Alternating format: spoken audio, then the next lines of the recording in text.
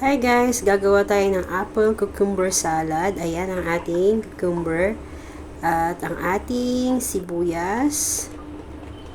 Ayan na, na-chop na ang ating sibuyas guys. And then next na ilalagay natin is yung na-chop na apple. Ayan. Naglagay ako ng white pepper.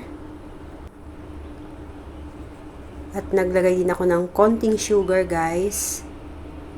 And then, naglagay din ako ng konting asin. At saka maglalagay tayo ng lemon juice. Mga 2 tablespoon ng lemon juice guys. Ayan.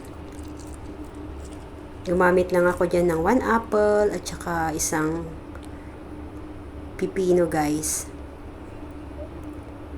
Ayan, naglagay na ako ng mayonnaise.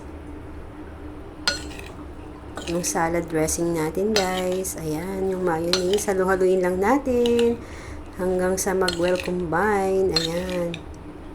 Naglagay din ako dyan ng konting black pepper guys. Ayan.